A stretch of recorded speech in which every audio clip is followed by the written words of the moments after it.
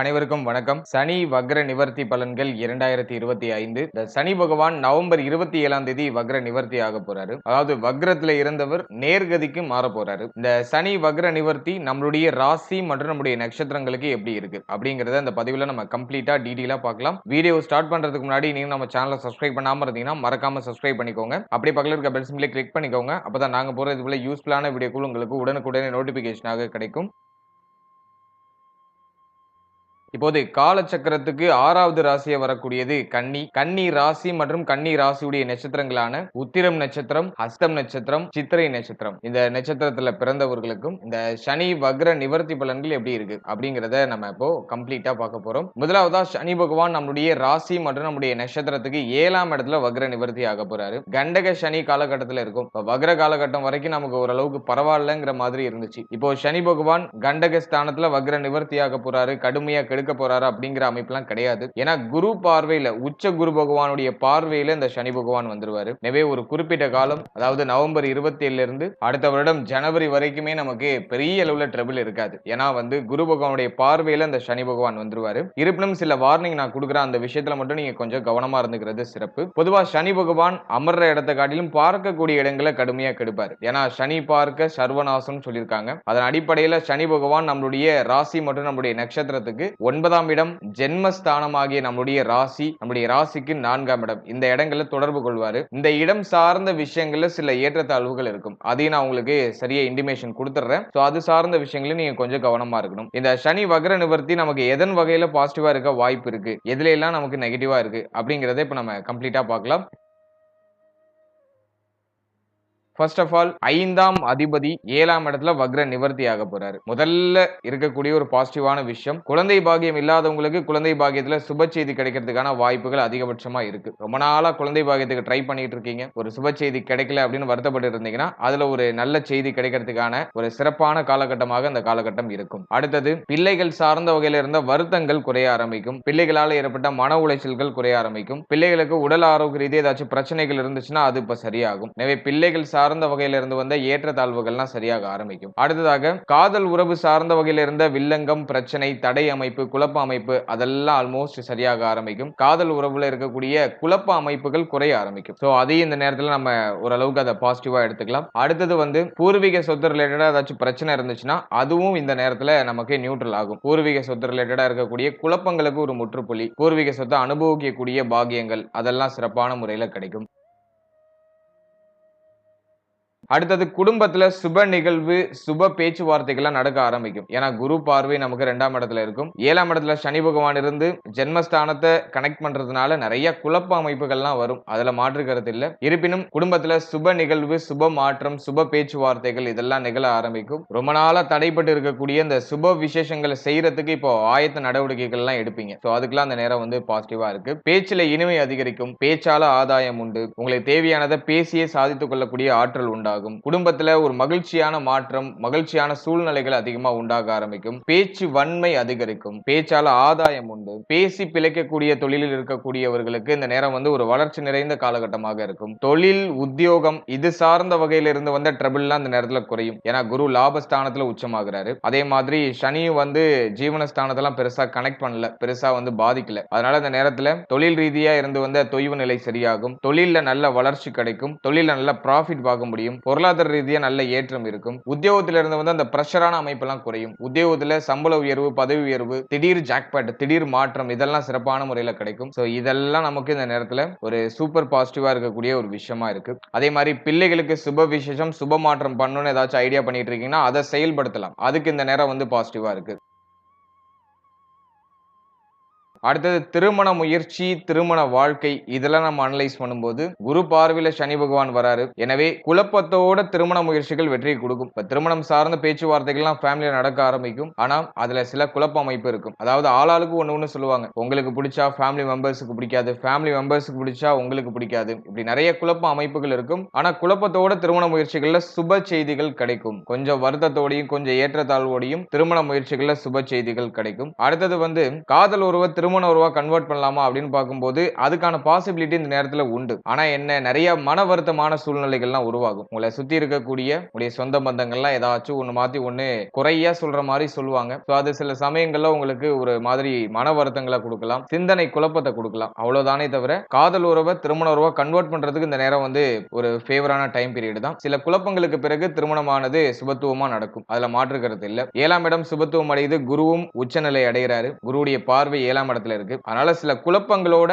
திருமண முயற்சிகள்ல சுப செய்திகள் கிடைக்கும். அதனால திருமண முயற்சிகள்லாம் தொடரலாம். திருமணம் சார்ந்த வகையில நல்ல செய்தி, நல்ல மாற்றம் நிச்சயமாக உண்டு. ஸ்டார்டிங்ல கொஞ்சம் ட்ரபிள் இருக்கும், அதுல மாற்று கருத்து இல்ல. ஆனா அது போக போக சரியாகி உங்களுக்கு பாசிட்டிவா அது மாறிடும். அடுத்தது திருமண வாழ்க்கையை நம்ம எடுத்துக்கும் போது இந்த நேரத்துல வாழ்க்கை துணையோட கொஞ்சம் கருத்து போராட்டம், வாழ்க்கை துணை சார்ந்த வகையில லைட்டா மைல்டா ஏதாச்சும் ட்ரபிள் தெரியும். ஆனா அந்த நேரத்துல கொஞ்சம் அனுசரிச்சு நம்ம அதை விட்டு கொடுத்து போயிட்டோம்னாக்கா அந்த பிரச்சனைகள் பெரிய அளவுல எதுவும் பூம் ஆகாது. இருப்பினும் குரு பார்வையில் இருக்கிறதுனால எதுவும் பெரிய அளவுல குற்றமோ குழப்பமோ இல்ல. சின்ன சின்ன கருத்து போராட்டம் வரும், சின்ன சின்ன ஈகோ பிரச்சனை வரும், அவ்வளவுதானே தவிர இந்த நேரத்துல கொஞ்சம் விட்டு கொடுத்து அனுசரிச்சு போயிட்டோம்னாக்கா எல்லாமே நமக்கு பாசிட்டிவா முடிஞ்சிடும். எனவே திருமண வாழ்க்கையை பொறுத்த வரைக்கும் அனுசரிப்பு, சகிப்புத்தன்மை கொஞ்சம் அதிகமா தேவை. அது மட்டும் நம்ம பராமரிச்சோம்னா போதும். மற்றபடி இந்த நேரத்துல வாழ்க்கையினுடைய உடல் ஆரோக்கியத்துல கொஞ்சம் கேர் எடுத்துக்கணும். வாழ்க்கையினுடைய உடல் ஆரோக்கியம், மன ஆரோக்கியத்துல கொஞ்சம் கவனமா இருக்கணும். 7ஆம் இடத்துல சனி வக்ர நிவர்த்தி ஆகிற அமைப்பு, அதிகமான ஆர்குமெண்ட் வந்து வாழ்க்கை துணையோட ஏற்படும். சோ அதெல்லாம் நம்ம கொஞ்சம் மேனேஜ் பண்ணிட்டோம்னா போதும். எதுவும் பெரிய அளவுல பூம் ஆகல. அது வந்து கண்ணிக்கு இருக்கிற ஒரு பெரிய பாசிட்டிவான விஷயம். சில குழப்ப அமைப்புகள் தென்படும், அது தானாவே மறைஞ்சிரும். நம்ம அந்த நேரத்துல பொறுமையை கடைபிடித்தோம்னா போதும். ஏன்னா சனியுடைய பார்வை ஜென்மத்துல இருக்கிறதுனால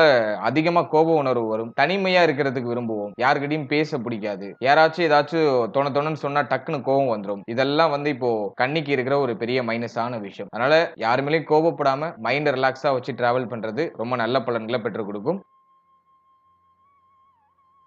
அடுத்தது நட்பு வட்டாரம், கூட்டு தொழில், இது சார்ந்த வகையில கொஞ்சம் அவேர்னஸா இருக்கணும். நண்பர்கள் வலையில ஏதாச்சும் ஒரு சில மன வருத்தங்கள்லாம் ஏற்படலாம். நண்பர்களால தேவையில்லாத தலைவலிகள்லாம் வரலாம். அதனால நட்பு வட்டாரம், நண்பர்கள் சார்ந்த விஷயங்கள கொஞ்சம் கவனமா இருக்கணும். அடுத்தது கூட்டு தொழில் சார்ந்த வகையில ஏதாச்சும் ஈடுபடுறீங்கன்னாக்கா கூட்டு தொழில மேலும் மேலும் இன்வெஸ்ட்மெண்ட் பண்றதுக்கு இந்த நேரம் அட்வைசபிளான டைம் இல்ல. ஆல்ரெடி நீங்க கூட்டு தொழில இன்வெஸ்ட் பண்ணிருக்கீங்கன்னா அந்த போட்ட முதல்ல ரிட்டர்ன் இப்ப எடுத்துடலாம். சோ அதுக்கு இந்த நேரம் பாசிட்டிவா இருக்கு. ஆனா மேலும் இன்வெஸ்ட் பண்றதுக்கு இந்த நேரம் வந்து பாசிட்டிவான டைம் பீரியட் இல்ல. சோ அதுல கொஞ்சம் கவனமா இருக்கு. அடுத்தது நம்ம பார்க்கிறது சனியுடைய 3ஆம் பார்வை நம்மளுடைய ராசி மற்றும் நம்முடைய நட்சத்திரத்துக்கு 9ஆம் இடத்துல பதியுது. இது பாகியஸ்தானம் சொல்லுவோம். இந்த பாகியஸ்தானத்துல சனி பார்வை படும் பொழுதெல்லாம் பொதுவா பார்க்கும்போது கையில இருக்க தங்க அணிகலன்கள் அடகுக்கு போகும். அடகு வச்சு ஏதாச்சும் சுப மாற்றம் பண்றதுக்கு முயற்சி பண்ணுவோம். அது ஃபர்ஸ்ட் பாயிண்ட். தங்க அணிகலன்கள் குறையிற மாதிரி ஒரு ஃபீல்னஸ் கொடுக்கும். அடுத்தது வந்து தந்தையாரோட ஒத்து போகாத அமைப்பு, தந்தை சார்ந்த வகையில சில வருத்தம், தந்தையாருக்கு உடல் ரீதியாக ஏதாச்சும் பிரச்சனை ஏற்படுறது, இப்படி தந்தை சார்ந்த வழியில சில மன கஷ்டங்களை ஏற்படுத்துறதுக்கு வாய்ப்பு இருக்கு. எனவே தந்தை சார்ந்த விஷயம், தங்க அணிகலன்கள் சம்பந்தப்பட்ட விஷயம், இதுல எல்லாம் கொஞ்சம் விழிப்புணர்வோட இருக்கணும். இந்த நேரத்துல இந்த தெய்வ பக்தி எல்லாம் கொஞ்சம் குறையறதுக்கு வாய்ப்பு இருக்கு. அதனால இந்த நேரத்துல நீங்க கொஞ்சம் தெய்வ பக்திகளை இன்க்ரீஸ் பண்ணிக்கிறதுக்கு ட்ரை பண்ணணும். பொதுவாவே கன்னி வந்து ஆன்மீகம் சார்ந்த விஷயங்கள் எல்லாம் கொஞ்சம் ஈடுபடக்கூடியவர்கள் தான். கடவுள் மேல கொஞ்சம் நம்பிக்கை உடையவர்கள் தான். இருப்பினும் எல்லாத்தையும் வந்து சயின்டிபிக்கா பார்க்கக்கூடிய மனநிலை உடையவர்கள். இப்போ சனி 9ஆம் இடத்தை கனெக்ட் பண்றதுனால பக்தி பரவசம் எல்லாம் கொஞ்சம் குறையும். கொஞ்சம் டல்லான அமைப்பு ஏற்படும். அதனால இந்த நேரத்துல உங்களை கொஞ்சம் ஆன்மீகம் சார்ந்த விஷயங்களை ஈடுபடுத்திக்கிறது ரொம்ப நல்ல ஒரு பலன்களை பெற்றுக் கொடுக்கும்.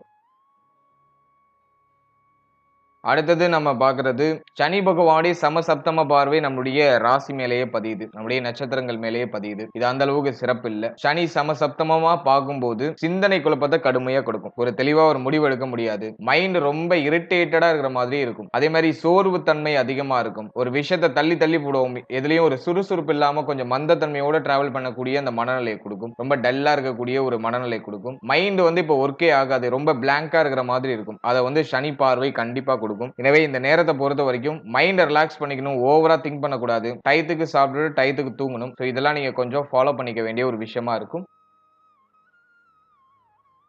அடுத்தது சனி பகவானுடைய 10வது பார்வை நம்முடைய ராசி மற்றும் நம்முடைய நட்சத்திரத்துக்கு 4ஆம் இடத்துல பதியுது. இத சுகஸ்தானம், தாயார் ஸ்தானம், வித்யாஸ்தானம் சொல்லுவோம். இந்த 4ஆம் இடத்துல சனி பார்வை பதியும் போது பொதுவா என்ன நடக்கும் அப்படின்னு நம்ம பார்த்தோம்னா, அதாவது தாயாரோட அதிகமான கருத்து போராட்டம் அல்லது தாயாருக்கு உங்கள் சார்ந்த வகையில ஏதாச்சும் மன வருத்தம் ஏற்படுறது, மனக்கவலை அதிகரிக்கிறது, தாயாருக்கு உடல் ரீதியா சில உபாதைகள் ஏதாச்சும் வந்துட்டு போறது, மருத்துவ செலவு அப்பப்ப எட்டி பார்த்துட்டு போறது, அதுக்கான வாய்ப்புகளை இந்த சனி பார்வை கிரியேட் பண்ணி கொடுக்கும். இப்ப குரு பார்வை நமக்கு இருக்காது. ஜனவரி மாதம் வரைக்கும் தாய் சார்ந்த விஷயங்கள் எல்லாம் கொஞ்சம் நம்ம அவேர்னஸா இருந்துக்கணும். அதே போல இந்த நேரத்துல உங்களுடைய தேக ஆரோக்கியத்துல கொஞ்சம் அக்கறை எடுத்துக்கணும். ராகு 6ஆம் இடத்துல இருக்காரு. உடல் ரீதியா ஏதாச்சும் பிரச்சனை வந்தாலும் அதை உடனே ரெக்டிஃபை பண்றதுக்கான சூழ்நிலைகளை கிரியேட் பண்ணி கொடுத்துரும். உடனே அதுக்கான ஆயத்த நடவடிக்கைகளை எடுத்து அதை நம்ம சரி பண்ணிடுவோம். அதுல பெருசா மைனஸ் இல்ல. இருப்பினும் வருமுன் காப்பதே சிறந்தது அப்படிங்கறதன் அடிப்படையில பிரச்சனைகள் வரதுக்கு முன்னாடி நம்ம அதை தற்காத்துக் கொள்றது சிறப்பு. எனவே உடல் ஆரோக்கியத்துல கவனம் அப்படிங்கிறது நிச்சயமா இருக்கணும். குறிப்பா தலை முகம் சம்பந்தப்பட்ட விஷயம், முடி உதிர்தல் சார்ந்த வகையில் ஏதாச்சும் ட்ரபிள் இருக்கலாம். அதே போல இந்த நேரத்துல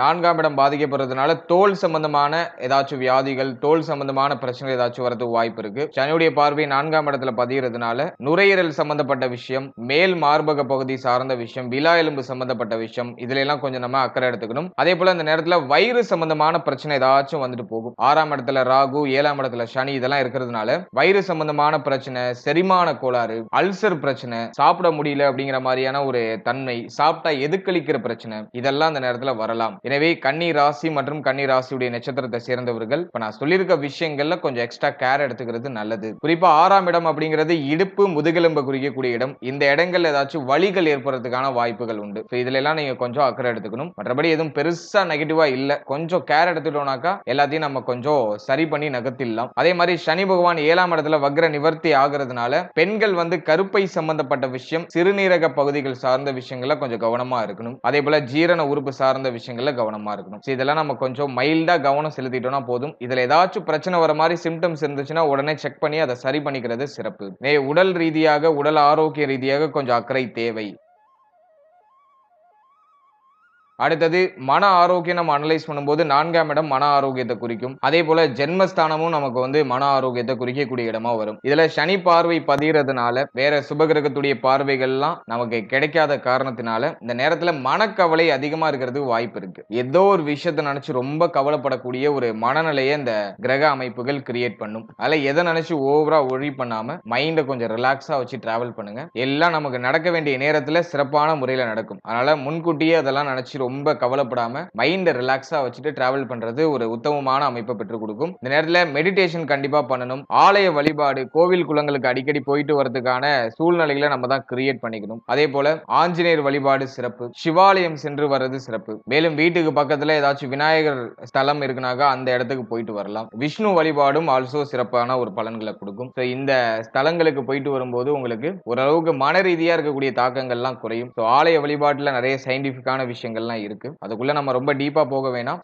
சொல்லியிருக்க அந்த ஸ்தலங்களை நீங்க ஜஸ்ட் ஒரு வீக்லி ஒன்ஸ் அப்படியே போயிட்டு விசிட் பண்ணிட்டு வரதுக்கு கொஞ்சம் ட்ரை பண்ணுங்க. உடல் ஆரோக்கியம், மன ஆரோக்கியத்துல தனிப்பட்ட அக்கறை செலுத்த வேண்டியது அவசியம். அடுத்த ஸ்டூடெண்ட்ஸ் மாணவ மாணவிகளை பொறுத்த வரைக்கும் 4ஆம் பாவகத்துல சனி பார்வை இருக்கு. இப்போ நிறைய பேருக்கு படிக்கிறதுல கவனமே இருக்காது. நிறைய டிஸ்ட்ராக்ஷன்ஸ் வரும். படிப்பு சார்ந்த விஷயங்களை தவிர மற்ற விஷயங்கள்ல ஆர்வம் அதிகரிக்கும். படிப்பு சார்ந்த வகையில கொஞ்சம் டல்லான அமைப்பு இருக்கும். எனவே ஸ்டூடெண்ட்ஸ் இந்த நேரத்துல கொஞ்சம் படிப்பு மேல அக்கறை செலுத்தி செயல்படுறது நல்லது. மேலும் உங்களுடைய உடல் ஆரோக்கியத்துல கொஞ்சம் தனியா அக்கறை எடுத்துக்கிறது நல்லது. கல்வி சார்ந்த வகையில சில குழப்ப அமைப்புகளை காமிக்குது. மேலும் மாணவ மாணவிகளுக்கு படிக்கிறதுல இன்ட்ரெஸ்டே இருக்காது. ரொம்ப டல்லா இருப்பாங்க. இந்த நேரத்துல ஸ்கோர் அவங்க கெயின் பண்ற அந்த ஸ்கோர்லாம் கொஞ்சம் குறையிற மாதிரி ஃபீல் ஆகும். அதே மாதிரி மறதி பிரச்சனை அடிக்கடி வர மாதிரி ஃபீல் ஆகும். படிக்கிறது மைண்ட்ல நிக்க மாட்டேங்குது அப்படிங்கிற கம்ப்ளைண்ட்லாம் ஸ்டூடெண்ட்ஸ் இந்த நேரத்துல சொல்லலாம். எனவே மாணவ மாணவிகள் இந்த நேரத்துல கல்வி சார்ந்த விஷயங்கள்ல கொஞ்சம் தனிப்பட்ட அக்கறை செலுத்திக்கணும். அதே போல அன்னன்னைக்கு கொடுக்குற பாடத்திட்டங்களை அன்னன்னைக்கு படிச்சு முடிச்சிருங்க. அதிகமா ரிவிஷன் பண்ணுங்க. இப்போ அதிகமான மறதி பிரச்சனை எல்லாம் வரலாம். இன்ஃபேக்ட் உங்களுடைய ஜனனகால ஜாதகத்துல யோக தசை நடக்குதுன்னா கல்வி சார்ந்த வகையில எந்த பிரச்சனையும் வராது. அவயோக தசை நடக்கிறவங்களுக்கு கொஞ்சம் கூடுதலா ட்ரபிள் இருக்கிற மாதிரி ஃபீல் ஆகும். அதே போல இந்த நேரத்துல விநாயகர் வழிபாடு தினமும் ஸ்டூடெண்ட்ஸ் பண்ணணும். தினமும் தோப்புக்காரனை போட்டு நீங்க படிக்க ஸ்டார்ட் பண்றது சிறப்பு. அதே மாதிரி ஒரு 10 நிமிஷம் மெடிடேஷன் பண்ணிட்டு நீங்க படிக்க ஸ்டார்ட் பண்றது உங்களுக்கு அந்த மெமரி, அந்த பவரை இன்னும் கொஞ்சம் இன்க்ரீஸ் பண்ணி கொடுக்கும். அந்த ஃபோக்கஸ் இன்னும் நல்லா இம்ப்ரூவ் பண்ணும். அதே போல ஸ்டூடெண்ட்ஸ் நீங்க ஸ்கூல் படிச்சாலும் சரி அல்லது நீங்க கிராஜுவேட் படிச்சிட்டு இருந்தாலும் சரி, இந்த டைமிங்ல நட்பு வட்டாரம் சார்ந்த விஷயங்கள கவனமா இருக்கணும். நண்பர்களோட சில மன வருத்தங்கள்லாம் ஏற்படலாம். அல்லது தீய பழக்க வழக்கங்களால, தீய நண்பர்களால சில அவப்பெயர்கள், தேவையில்லாத பிரச்சனைகள் உங்களை தேடி வரதுக்கு வாய்ப்பு இருக்கு. அதனால இந்த நேரத்துல நீங்க பழகக்கூடிய நபர் யாரு என்ன அப்படிங்கறத கொஞ்சம் ஐடென்டிஃபை பண்ணி வச்சுக்கிறது நல்லது. இதுல நீங்க கொஞ்சம் அக்கறை எடுத்துக்கணும். மற்றபடி எதுவும் பெரிய அளவுல நெகட்டிவா இல்ல. கொஞ்சம் ஃபோக்கஸ்டா இருந்தா சிறப்பான மதிப்பெண்களை எடுத்து கல்வியில முன்னிலைக்கு வர முடியும். அடுத்தது இந்த 4ஆம் இடத்துல சனி பார்வை பதியறதுனால இந்த வண்டி வாகனம் வீடு சம்பந்தப்பட்ட விஷயங்கள்ல அடிக்கடி செலவு வர மாதிரியான ஒரு சிச்சுவேஷன் கிரியேட் ஆகும். நவம்பர் 27க்கு மேல வாகனத்துல ஒரு பழுது நீக்கல் சார்ந்த வகையில சின்ன சின்ன செலவுகள்லாம் வந்துட்டு போகலாம். வீடு சார்ந்த வகையில சில பழுது நீக்கல் சார்ந்த வகையில சில சின்ன சின்ன விரைய செலவுகள் வந்துட்டு போகலாம். அதே மாதிரி இந்த வண்டி வாகனத்துல டிராவல் பண்ணும்போது கொஞ்சம் சேஃபா டிராவல் பண்றது நல்லது. கண்டக சனி நடக்கிறதுனால சிந்தனை எங்கேயோ இருக்கும், நம்ம மாட்டு வண்டி ஓட்டிட்டு போயிட்டு இருப்போம். அதெல்லாம் கொஞ்சம் அவாய்ட் பண்ணி கொஞ்சம் போக்கஸ்டா இருக்கிறதுக்கு ட்ரை பண்ணுங்க. ஓவராலா இந்த சனி வக்ர நிவர்த்தியை பொறுத்த வரைக்கும் குரு பார்வை ஒண்ணு நம்மள வந்து அப்படியே கொஞ்சம் சேஃப் பண்ணி நம்மள கீழே விழ விடாம அப்படியே கொஞ்சம் தாங்கி பிடிச்சி அப்படியே அழைச்சிட்டு வந்துடும். குரு பார்வை இருக்கிற வரைக்கும் இந்த கண்டக சனி நமக்கு பெருசா ட்ரபிள் கொடுக்காது. இருப்பினும் நான் சொல்லி இருக்கக்கூடிய அந்த நெகட்டிவான பாயிண்ட்ஸ்ல கொஞ்சம் அக்கறை எடுத்துக்கோங்க. அது சார்ந்த வகையில் ஏதாச்சும் சிம்டம்ஸ் வந்துச்சுன்னா கொஞ்சம் கூடுதல் விழிப்புணர்வோட இருந்து அதை எப்படி அவாய்ட் பண்ணலாம் அப்படிங்கறத கொஞ்சம் நீங்க போக்கஸ் பண்றது ஒரு சிறப்பான பலன்களை நமக்கு பெற்றுக் கொடுக்கும். மற்றபடி இந்த சனி வக்ர நிவர்த்தி நமக்கு பெரிய அளவுல ட்ரபிள கொடுத்துறாது. அவசர முடிவு, அவசர மாற்றம், குழப்பத்தோட முடிவெடுக்கிறது இதெல்லாம் கொஞ்சம் அவாய்ட் பண்ணிட்டோம்னாக்கா இந்த டைம் நமக்கு வந்து அதிகபட்சம் பாசிட்டிவாவே இருக்கும். வீட்டுல பெரியவங்க சொல்லக்கூடிய இந்த பேச்சு வார்த்தைகளை நம்ம கேட்டு அல்லது உங்களுடைய ஆசான் உங்களுடைய குருமார்களுடைய வார்த்தைகளை மதித்து நீங்க செயல்படுறது உங்களுக்கு ஒரு நல்ல ஒரு முன்னேற்றத்தை பெற்றுக் கொடுக்கும். ஏதாச்சும் ஒரு விஷயத்துல உங்களால தெளிவான ஒரு முடிவு எடுக்க முடியல அப்படிங்கிற பட்சத்துல நீ எந்த துறை சார்ந்து முடிவு எடுக்கணுமோ அந்த துறை சார்ந்த எக்ஸ்பர்ட் கிட்ட நீங்க ஒரு அட்வைஸ் வாங்கிக்கிறது சிறப்பு. ஏன்னா ஜென்மத்துல சனி பார்வை இருந்தாலே குழப்ப அமைப்புகள் தான் அதிகமா இருக்கும், கவலை அமைப்புகள் அதிகமா இருக்கும். நிறைய பேர் வந்து இந்த நேரத்துல தான் தவறுதலான முடிவுகள் எடுப்பாங்க. சோ இதை மட்டும் நம்ம கொஞ்சம் மேனேஜ் பண்ணி டிராவல் பண்ணோம்னாக்கா இந்த டைம் வந்து ஆல்மோஸ்ட் நமக்கு சூப்பர் பாசிட்டிவா அமையும். வாழ்த்துக்கள்.